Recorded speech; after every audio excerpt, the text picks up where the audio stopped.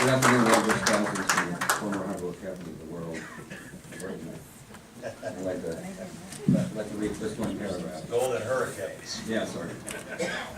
Any U.S. attack on Syria has the potential to trigger a larger war, which could lead to a thermonuclear war and extinction. This threat is so serious that any other considerations in favor of U.S. military action against Syria must be rejected due to this overwhelming danger. Claims that the administration has understandings with Russia and Iran to prevent such an escalation must be dismissed as unreliable, particularly when weighed against the threat of military action leading to world war and the likelihood of the use of thermonuclear weapons.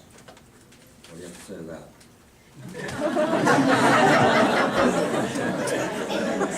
Well, I've received several of those letters from the Rouge people, etc. And listen, it's a democracy, and people are entitled,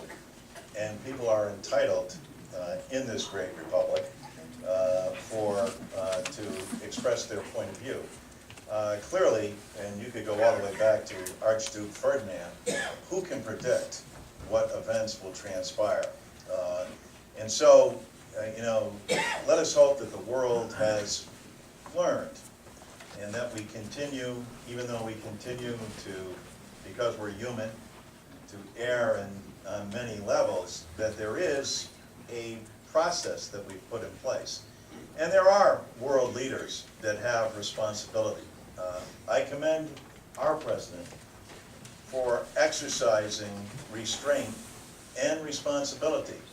I only wish that Vladimir Putin and that the Chinese government would join, because they would have tremendous influence both on Iran and on Syria, and on a solution to this process that would not endanger the entire world.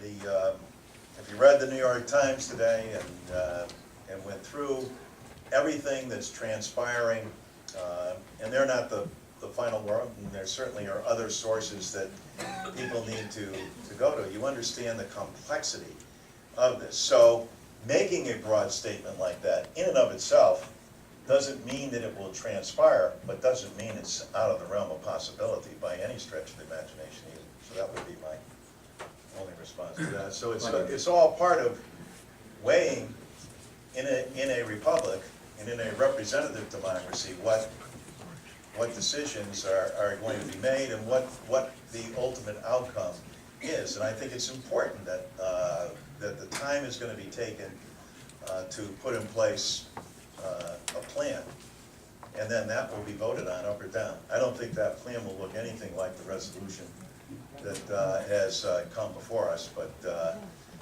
certainly I commend the president for citing, and it's up to his administration to make the case first to the American people and to the United States Congress and to the larger world community. But listening here today, no matter how you came here today, with whether you had a preconceived notion, you heard from other people in a democracy their sense. And hopefully you're as struck as I am by what makes us a great nation.